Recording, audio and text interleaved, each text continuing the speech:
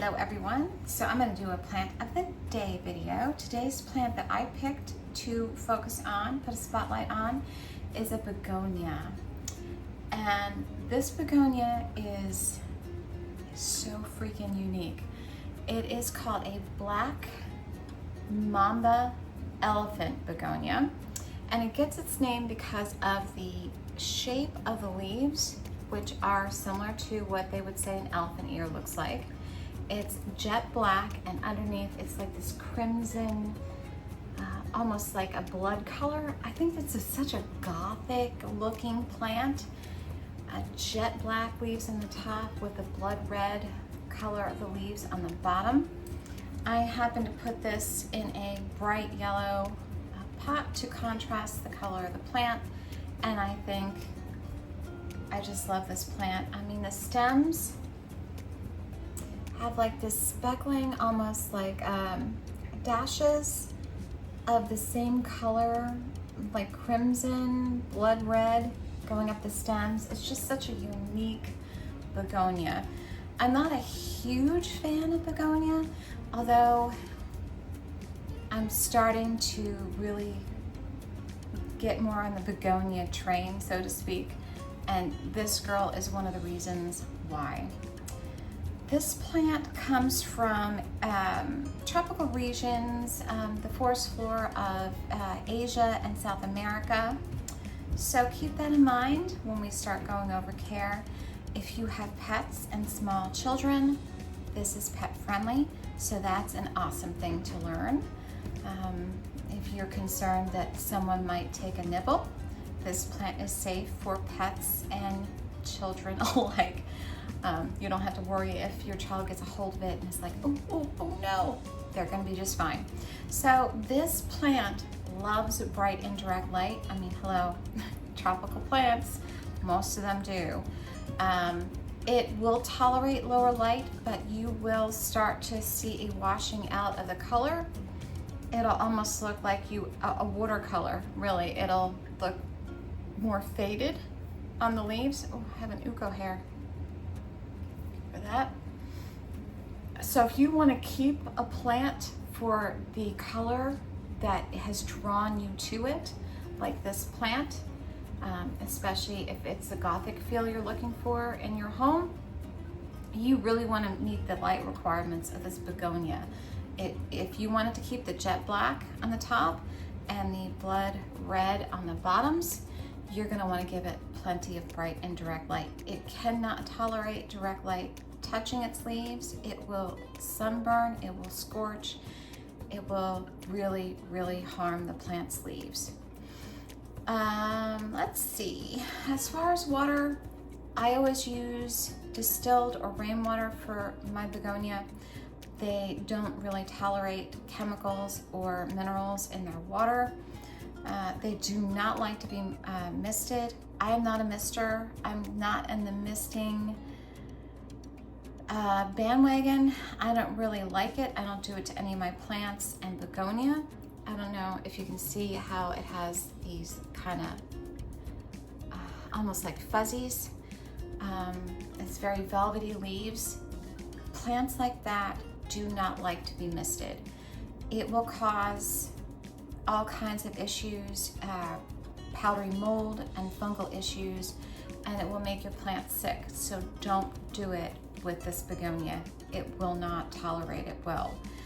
As far as watering, they don't like to be soggy wet. They like to have good drainage.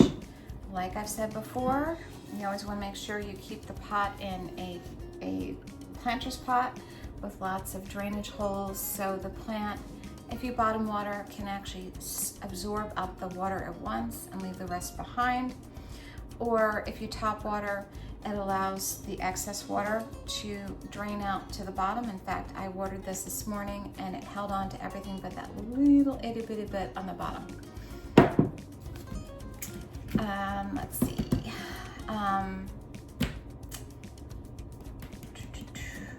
If you use a moisture meter, which I do for almost all of my plants, this is a plant that does not like to dry out. It doesn't like to go into the dry side of that moisture meter at all. It likes to hold on to a little bit of moisture in its soil at all times. So you would want to water right before that needle in that moisture meter touches anything in that dry area of the moisture meter. As far as humidity, you don't want to let this drop anywhere below 50% or the plant will struggle. It really likes to be at least 50% or higher. As far as temperatures, it doesn't like to drop anywhere below 65 degrees or any higher than 75 degrees Fahrenheit. So this is a plant in my area of North Carolina would not do well on my patio because it gets stifling hot here. It gets in the triple digits all the time in the summer. So this is definitely a plant that will stay in my home, and in the winter I can't let my temperatures drop below 65, especially for this plant. It won't tolerate it. For anybody else in the rest of the world, that would be anywhere the temperatures between 18 and 24 degrees Celsius. As far as soil, this plant prefers a light, airy soil. It does not like soggy feet. The roots really need to get oxygen without having a lot of water just saturating those roots, because it will get root rot if it's treated that way. So you want to make sure you have a lot of perlite or a really good airy potting mix. Whichever one you choose, make sure it is that, or this plant will definitely not survive for you. This is one of the plants that Begonia, I try not to fertilize every time I fertilize my plants.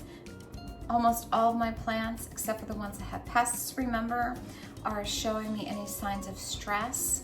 Until I figure out what that stress is, I do not fertilize them. But everybody else gets fertilized with almost every watering at quarter to half strength with an organic fertilizer called liquid dirt. My flowering plants also get a nitrogen saturation. It's called an orchid fertilizer that you spray on it. It's specifically for orchids, but it also helps other plants flower. This plant, however, does not get any kind of fertilization more than once, I would say, to twice monthly. I wouldn't do it any more than that. Begonias can be very sensitive to fertilizer burn, even at a half strength or a quarter strength. I just don't want to risk it. So it's one of the few plants I will not fertilize, even if it's giving me tons of growth like this girl is, every time I water. You can propagate these pretty easy from leaf cuttings. So if you are looking for something that you can fill your house with, all begonia are very easy to propagate from leaves in soil, which is super awesome. They are pest magnets, I hate to say it. Everything loves begonia, especially this one. Thrips, spider mites, mealybugs, scale, aphids, fungal infections, powdery mildew, and there's something else that I can't remember that's specific to begonia. I can't think of it. But you really have to be careful with this plant. This is a plant that I would treat with, an organic, like a neem oil, probably straight neem oil if it had an issue with anything. Neem is great for powdery mildew, some fungal, scale, thrips. I haven't really had to use that on thrips. Aphids, spider mites, mealies, all do well with neem oil. Thrips, supposedly, I don't really buy that because of the life cycle of that type of pest. You probably would want to use a Captain Jack's on thrips more than a neem oil situation. That's something you can just get already pre-made, at any store or Amazon. Other than that, I think I covered everything I wanted to cover with this plant. You want to make sure it has good drainage. It doesn't like to be super cold. It doesn't like to drop below 65 degrees Fahrenheit. It does not like to get below 50% 90% humidity. As long as you meet all those parameters, this is definitely a conversation starter. People will see it and they're just drawn to it.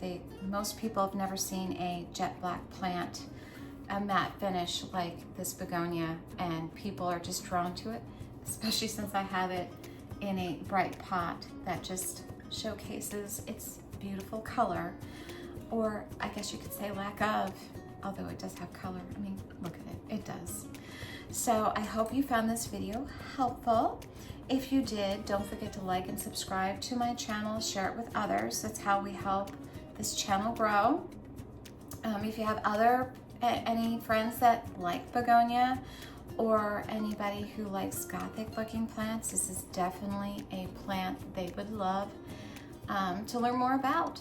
This is a rarer begonia. It's a little harder to get a hold of. You can find them in specialty plant shops. You can order them online from several different sites that sell rarer plants. But it's definitely a plant that certain people would find very appealing. So if you are one of them, I hope you enjoyed. Let me know if you have one.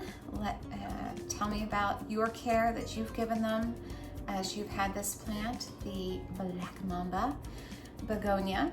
I always like to learn from others. This is a community. That's why we have this channel, to help to learn from each other. You know, no one knows everything, even botanists. So until next time, keep giving your plants lots of planty love.